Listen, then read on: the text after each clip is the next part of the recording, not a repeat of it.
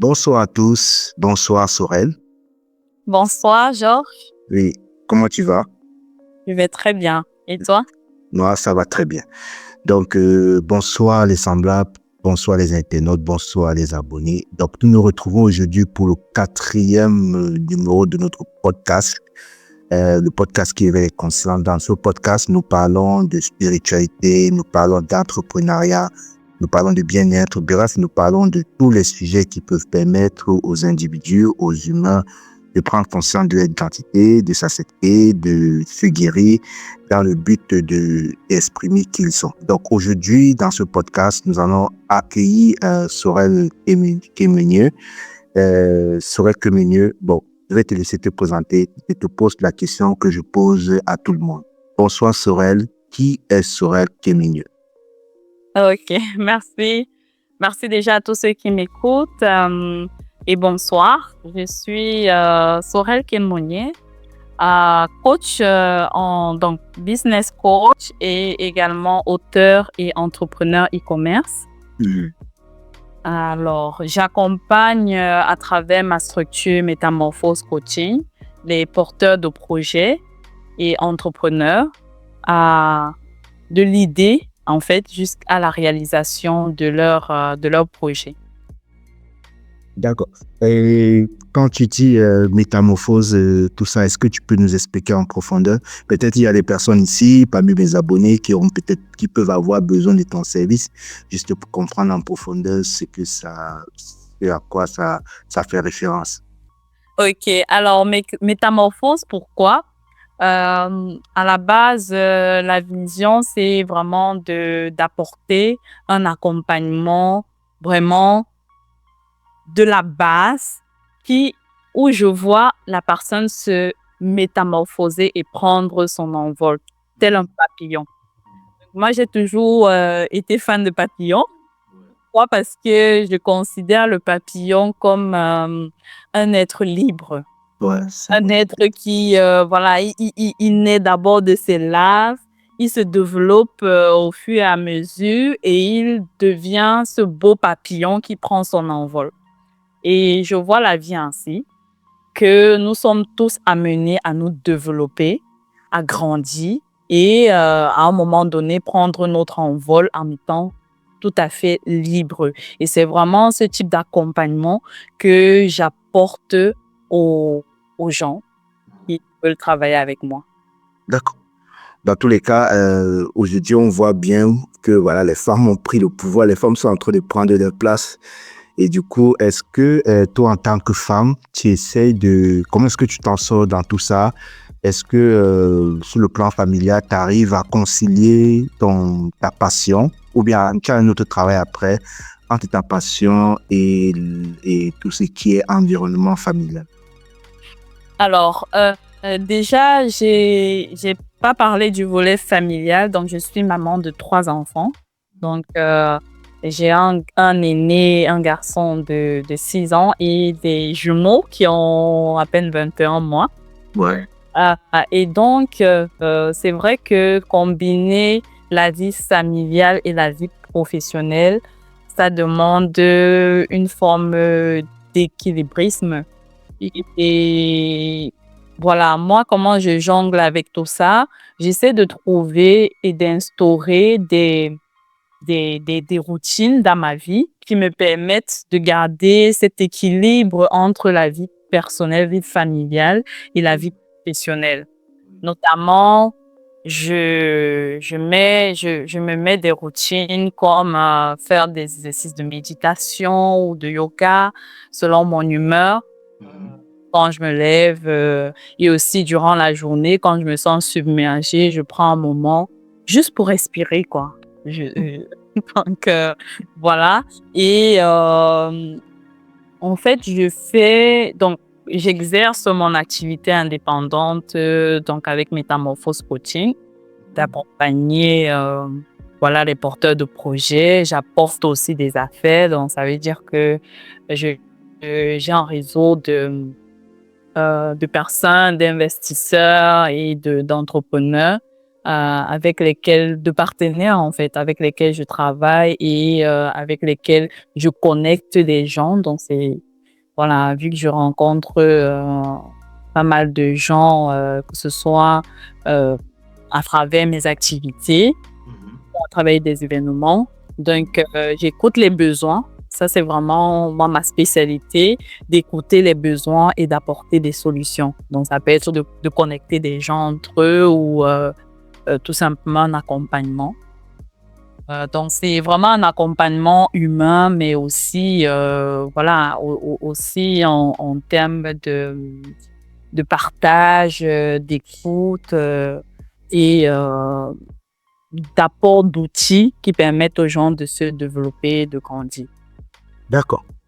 Donc, en parcourant en ta page, parce que je suis un peu ce que tu tutoyais récemment, j'ai vu que tu faisais des voyages pour la Chine. Voilà, du coup, est-ce que ça fait partie de Métamorphose ou bien c'est un autre projet à part entière? Alors, le projet, donc, comme j'ai cité, j'ai 3 casquettes. Voilà. Ah ouais. D'accord, bon, on peut les savoir, on peut les savoir. C'est ça, j'ai plusieurs casquettes. Comme j'ai dit, donc, business coach où j'accompagne les entrepreneurs dans le développement de leurs projets, aussi entrepreneur, donc en plus d'être auteur. Donc entrepreneur, donc dans mon activité d'entrepreneuriat, dans l'e-commerce plus précisément. Et c'est une activité que j'ai commencée, ça fait quelques années, depuis déjà près de 6 ans.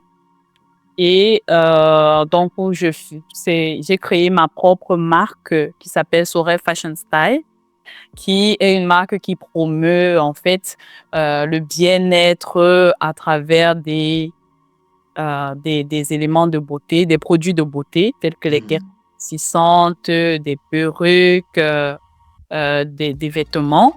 Mais aussi, l'idée derrière, c'était vraiment d'apporter, d'amener les femmes à prendre confiance en elles à travers, en prenant soin d'elles de l'extérieur, pour que, à travers le miroir, ce qu'elle voit dans le miroir peut la pousser également à ramener aussi retrouver cette beauté intérieure là que parfois elle a légèrement perdue suite à des expériences négatives ou voilà, un peu comme dans la vie de maman.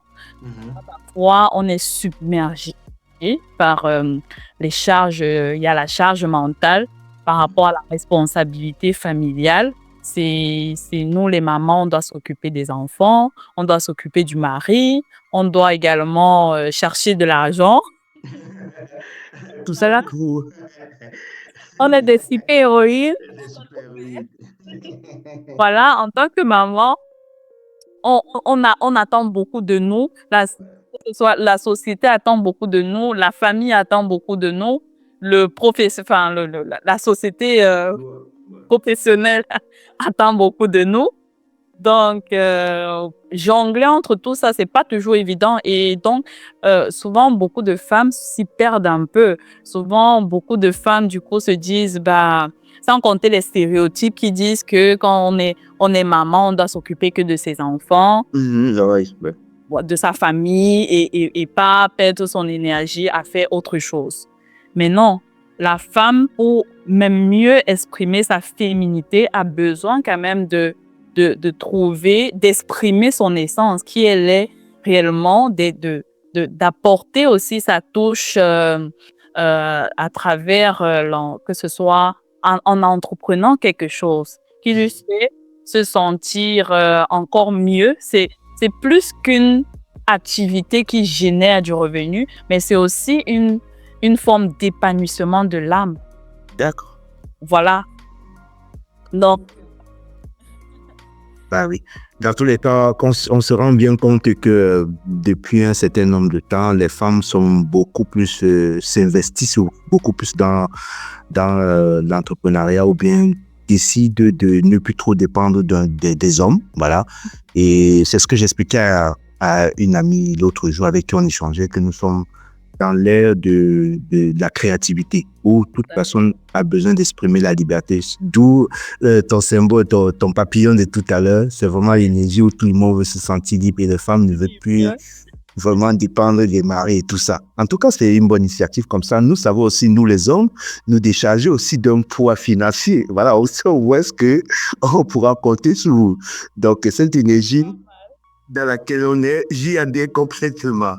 Voilà. Tout à fait. Bah, pour revenir, je te coupe pas, pour revenir à la business trip, comme je disais, donc c'est une extension donc par rapport au business pour amener les femmes non seulement à, voilà, s'accepter en tant que femmes et tout ce qu'elles ont comme responsabilité, mais générer également d'autres sources de revenus.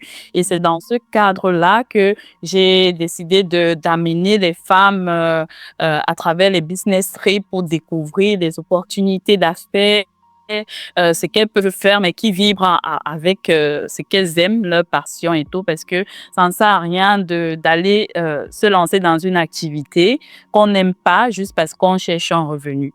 Ouais. Si très vite, on va se lasser et voilà, ça va devenir pesant. Il y a quelqu'un qui a dit fais ce que tu aimes et tu n'auras jamais à travailler. Ouais, c'est ça. Ouais, c'est ça. Et ça, c'est très important parce que beaucoup de personnes aujourd'hui se lancent dans une activité, ils font comme tous les autres. Voilà, ils font pas ce qui est en ligne avec eux. Moi, je parle d'alignement parce que j'aime bien voir les choses sur cet axe-là. C'est-à-dire, on fait ce à ce qui nous correspond. Et en faisant ça tout le temps, je pense qu'on n'aura pas l'impression de travail. Du coup, dans ton processus d'accompagnement, quelles sont les personnes qui te sollicitent beaucoup? Est-ce que c'est plus les femmes? Et si oui, est-ce que tu peux nous dire comment est-ce que tu procèdes pour accompagner? Alors, donc, dans mon processus, je vise, oui, il y a c'est souvent plus les femmes, mais il y a également les hommes qui, en fait, ça dépend vraiment de la casquette que j'emprunte. Au niveau de l'e-commerce, on voit de plus en plus de femmes qui veulent se lancer parce que, voilà, il y a l'essor un peu des produits de beauté. Et il y a eu plein de coachs sur les réseaux qui ont commencé à promouvoir le e-commerce, voilà, comment ça peut te rendre riche et tout. Donc, il y a de plus en plus de femmes voilà, qui ont été séduites par l'idée depuis le canapé, de lancer ton business et gagner beaucoup d'argent depuis ta cuisine. Moi, je dirais que c'est pas tout à fait ça, parce que tout métier qu'on fait, il faut reconnaître, hein, c'est un métier à part entière. Même si tu décides de te générer une activité, enfin, quelque chose qui va t'apporter des revenus, c'est un métier et il faut le considérer comme tel et le traiter avec le plus grand sérieux possible. Donc, ça veut dire que si tu veux des revenus, bah, il faut travailler. Ah oui, là aussi, oh. Ouais, la notion des canapés, ça fait un peu trop. Ah non, voilà. Comme si tu ne faisais rien. C'est juste un travail, mais sous une autre forme. Ouais, c'est ça. Pas classique de bureau où voilà, mais c'est une autre forme de travail. D'accord. Donc, ici, sur ce podcast, on parle beaucoup de spiritualité. Donc, c'est pour ça qu'en épiant ta page, je me suis rendu compte que tu étais un peu connecté à cette énergie-là. Et au début même du podcast, tu as parlé de méditation et yoga et tous ces trucs-là. Je voulais savoir d'abord, est-ce que toi, dans tes activités, tu tiens compte de cet aspect spirituel? Quelle énergie que tu apportes dans ton business et qu'est-ce que ça t'a apporté et comment est-ce que tu accompagnes, si le fait accompagne les gens à mettre en place, à utiliser la spiritualité pour pouvoir atteindre leurs objectifs en tant que coach? Mhm. C'est une très, très bonne question. Moi, en fait, la spiritualité a toujours fait partie de ma vie, que ce soit de manière consciente ou inconsciente. Ouais, c'est ça, c'est bien de préciser. Oui, c'est bien de préciser parce que, voilà, j'ai remarqué que ça a toujours été, voilà, avant même que je ne m'éveille à la spiritualité, donc je remarquais que les mêmes procédés, comme on dit souvent, les mêmes causes produisent les mêmes effets. Donc, j'ai commencé à analyser aussi ce que je faisais qui m'apportait un certain nombre, que ce soit de réussites ou d'échecs. Donc voilà, c'est que tout était gouverné par une manière de faire, un automatisme. Donc voilà. Et il y a ceux qui y croient à la spiritualité, d'autres qui n'y croient pas, j'en connais. Mais vraiment, moi, la spiritualité, en m'éveillant à la spiritualité, comment je l'ai fait, ça a été à travers le développement personnel. J'ai commencé à comprendre, en fait, à apprendre qu'est-ce qui fait en sorte qu'on agit comme on agit, qu'est-ce qui fait en sorte que, voilà, quelqu'un puisse être riche et une autre personne puisse être pauvre. Oui. Qu'est-ce qui, qu'est-ce qui explique cela que dans le monde, il y ait des riches, il y ait des pauvres et qu'il y ait des gens que, voilà, ils ne se projettent même pas dans la vie. Qu'est-ce qui fait en sorte tout ça? Donc, c'est comme ça que j'ai appris beaucoup d'ouvrages et tout. Et au fur et à mesure, quand j'ai commencé par créer ma marque de cosmétiques, en fait, Soleil Fashion Style, où je me suis interrogée sur plein de choses. Parce que quand on décide d'entreprendre, on se dit il faut avoir une vision. Oui. Faut avoir une vision, savoir où on va et tout. Et donc, avoir une vision, c'est aussi, je trouve que c'est quand même spirituel parce que se projeter dans le futur quand on ne sait pas ce qui va se passer, bah, c'est un peu, voilà, comme, c'est de l'ordre de la foi. En fait, il faut avoir la foi pour pouvoir se projeter. Et pour moi, c'est ça un peu la vision. La vision est liée au spirituel. Et je pense que il y a quand même des lois qui gouvernent nos vies. Et que, voilà, on n'est pas que corps mental. On est corps, esprit et il y a une âme. Et donc, tout comme on nourrit notre corps, on doit aussi nourrir notre âme. On doit aussi, voilà, tenir compte de notre mental. Et comment est-ce qu'on combine tous ces trois ensemble pour pouvoir se sentir bien dans la vie? Bah, c'est ce sur quoi j'y travaille chaque jour pour avoir cet équilibre. Et justement, je l'utilise dans mon accompagnement en observant toujours ces trois dimensions-là. Bon, esprit, dans la manière dont on travaille, parce que parfois, moi, ce que je fais, c'est de poser un diagnostic quand quelqu'un vient me voir par rapport à son objectif. Je vais voir si c'est par exemple dans l'entrepreneuriat, je vais voir où est-ce qu'il en est, où est-ce que voilà, la personne en est, qu'est-ce qu'elle a déjà fait jusqu'ici, si elle a déjà créer, par exemple, sa propre marque, son logo, son activité, quelle est sa vision d'abord de un, parce que pour moi, on ne peut pas avancer sans vision. Et voilà, c'est la vision qui fait en sorte qu'on reste dans le game. Donc, pour moi, la vie ou l'entrepreneuriat, c'est comme un jeu, c'est comme un game où voilà, on fixe les règles du jeu et puis on suit, on avance en respectant certaines règles. Parfois, on sort du cadre. Voilà. Donc, Ouais. c'est vraiment comme un jeu, quoi, où on doit on doit tenir compte de certains facteurs pour avancer. Ouais. Et pour moi, combiner tout ça amène à ce que on puisse s'interroger. Où est-ce que si moi, mon problème aujourd'hui, c'est que je n'arrive pas à, par exemple, générer des revenus. Donc, peut-être je gagne déjà 1 000 €. Ouais. Comment je fais pour gagner 2 000 €?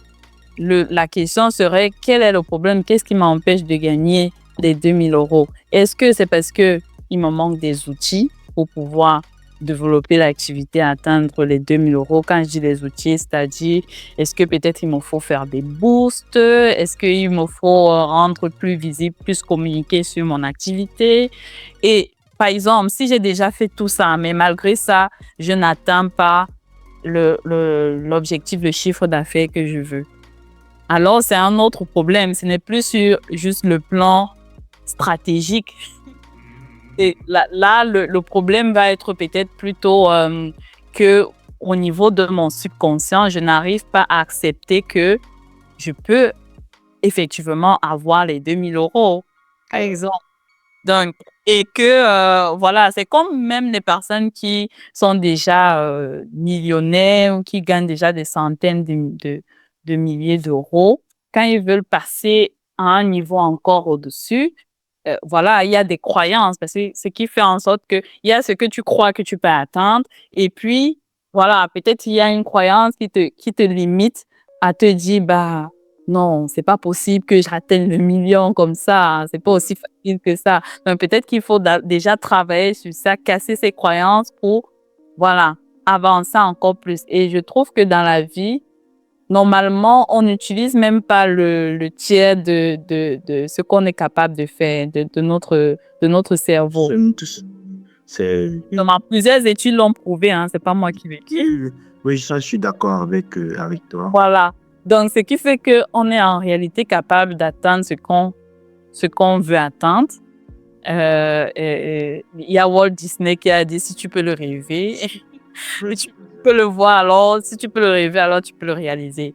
Donc, il n'y a pas de raison. Donc, ça veut dire qu'à chaque fois, il y a soit, justement, et ça, c'est dans la dimension spirituelle, parce que peut-être que tu as fait tout ce qu'il fallait au niveau stratégique, au niveau corporel, tout, et que ça coince, et que il y a peut-être, voilà, au niveau, quand je parle déjà des croyances et tout ça, on est au niveau spirituel, il y a des trucs que tu dois débloquer pour pouvoir passer encore au-dessus. Donc, on ne peut pas ignorer cette dimension spirituelle-là quand même lorsque on veut avancer. Voilà. Donc, moi, c'est dans ce sens-là que j'observe mon business et que et comment je travaille avec mes clients pour pouvoir passer à chaque fois un cap au-dessus. Et aussi, voilà, une entreprise, c'est d'abord nous-mêmes. C'est le prolongement de notre être. C'est clair.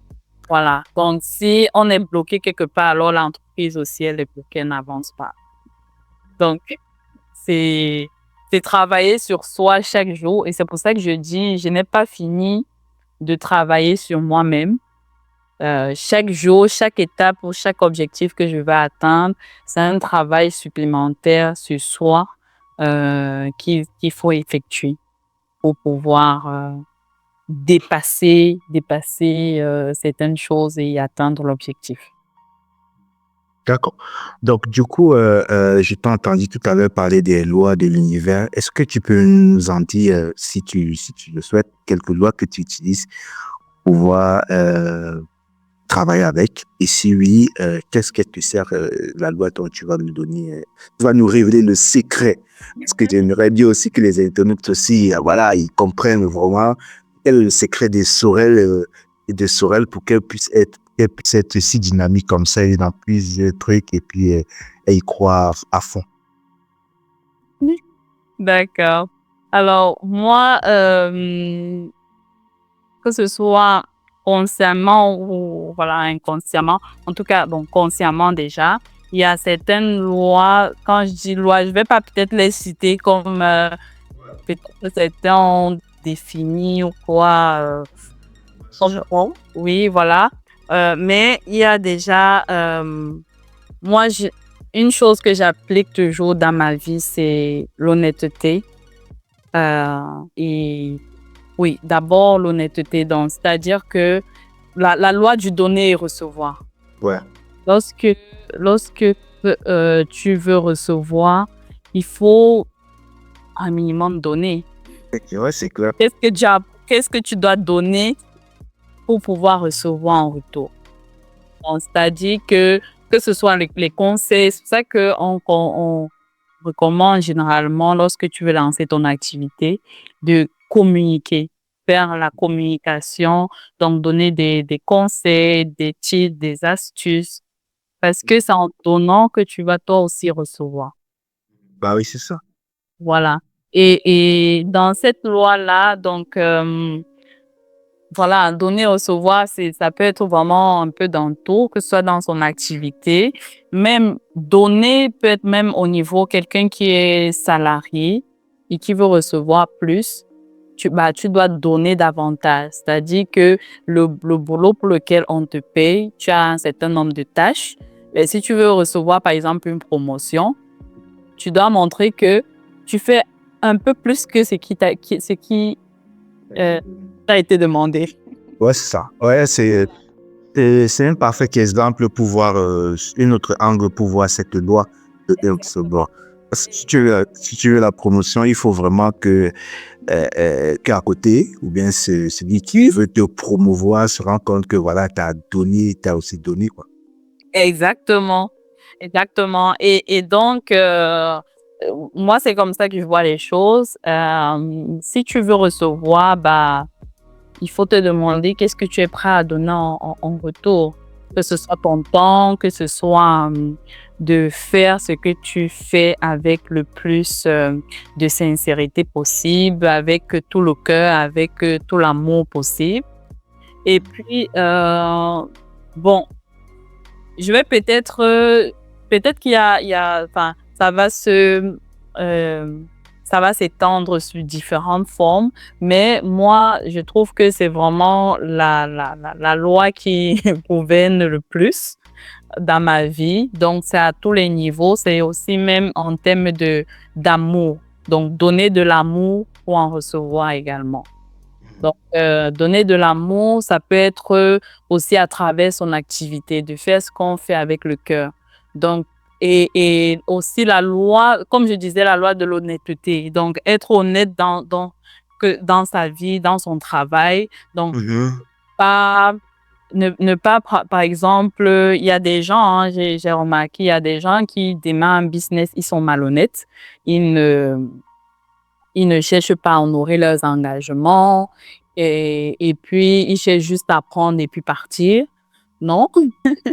Si tu veux que le client, bah, il reste, si tu veux fidéliser et tout, bah, il faut chercher à travailler toujours de manière honnête, de donner le meilleur de soi. Et moi, c'est ce que j'essaie de faire dans mon travail, de toujours donner le meilleur de moi par rapport à ce que je vous propose.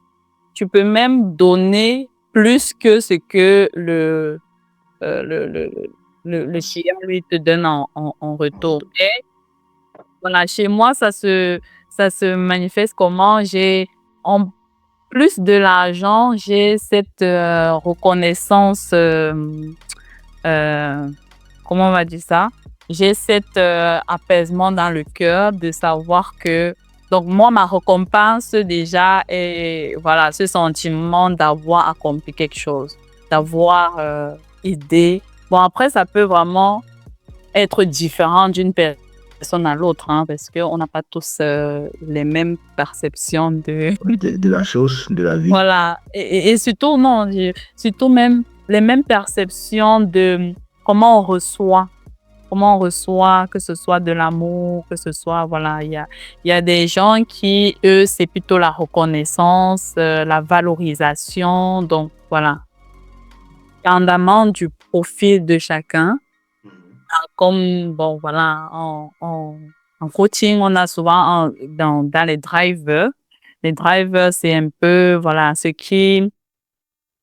des conditionnements, un mode de fonctionnement qu'on a eu depuis petit et qui ont drivé, en fait, notre façon d'être, notre conduite, en fonction des expériences qu'on a vécues tout au long depuis qu'on était petit. Donc, il y a par exemple ceux qui sont plutôt dans des soins parfaits, il y a ceux qui sont des faits plaisir. Ouais. Et donc, pour peut-être et des soins forts aussi, peut-être pour un soi fort, euh, comment il sait que enfin, pour être satisfait de son travail, par exemple, il doit avoir senti cette reconnaissance de son pouvoir, Oui. de savoir ça. Par contre, un fait plaisir, comment lui il est satisfait, c'est de savoir qu'il a aidé. Peut-être juste un merci lui suffit. Ouais. Voilà. Dans tous les cas, c'était très bien. Donc, je pense que les internautes, ils ont bien compris la loi, cette loi du donner-recevoir, parce que généralement, on l'applique beaucoup plus sur le matériel. On s'est dit que voilà, si on donne plus de matériel à l'autre, l'univers ou bien Dieu va nous le renvoyer en retour. C'est aussi possible que, voilà, peut-être vous pouvez donner quelqu'un à X, mais ce n'est pas ce X-là qui vous le renvoie, qui vous le remet, mais peut-être ça va être une personne Y. Et beaucoup de gens aussi bloquent là-dessus aussi. Donc, dans tous les cas, oui, c'est ça, il y a du charme à début. Dans tous les cas, comment faire pour te joindre? Dans tous les cas, je mettrai le lien de ta page sur la description de la bio. Donc, si tu as Facebook, si tu as un conseil à donner aux femmes, aux hommes qui concluent l'émission pour réussir l'année 2025, qu'est-ce que tu diras? Alors, moi, je dirais, d'ailleurs, ça tombe bien, nous sommes encore en janvier.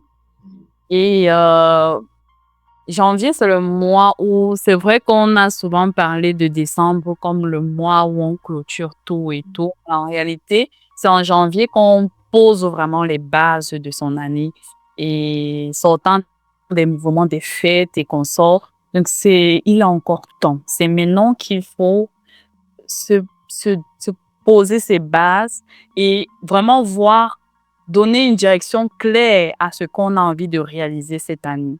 Donc, parfois, et c'est aussi le moment de se demander, est-ce que ce que je souhaite atteindre cette année est effectivement réalisable et atteignable pour cette année? Et si ce n'est pas le cas, de savoir que, OK, ce sera pour peut-être encore 2 ans ou 3 ans, mais voilà, être honnête envers soi par rapport à ça. Donc, moi, le conseil que je donnerais, c'est vraiment d'oser et d'appeler dans sa vie cet équilibre-là, Oui. d'allier le corps, l'esprit et l'âme dans ce qu'on fait et ses émotions. De te rendre compte de cet équilibre-là pour pouvoir avancer au quotidien. Et n'ayez pas peur d'oser, de croire en vos rêves, parce que si vous l'avez rêvé, alors vous pouvez le réaliser. Donc, allez-y, n'hésitez pas. OK. Dans tous les cas, j'ai pris plaisir de partager ce moment d'interview avec toi et j'espère que tu nous reviendras sur d'autres thématiques. Et voilà, donc je te remercie d'avoir accepté l'invitation. Ça n'a pas été évident étant femme d'affaires parce que ce podcast, on devait le faire depuis, on a reporté, voilà, parce qu'il y avait ce problème de disponibilité. Rencontrer, prendre les femmes d'affaires comme ça, travailler avec elles, c'est pas évident. Dans tous les cas, on a tenu bon, on a persévéré, voilà, comme on dit, percer et vous verrez. Et aujourd'hui, on réalise ce podcast. Je te remercie infiniment. Merci à toi, Georges, pour l'invitation. Et merci aux internautes qui nous écoutent. Voilà. OK. Donc, chers internautes, donc je vous remercie de nous avoir écoutés. Donc, n'hésitez pas de partager, de liker, de poser des questions sur ce podcast et on se reverra la semaine prochaine pour un autre numéro. N'oubliez pas, l'unité est la clé. Nous sommes tous un. Ciao, ciao.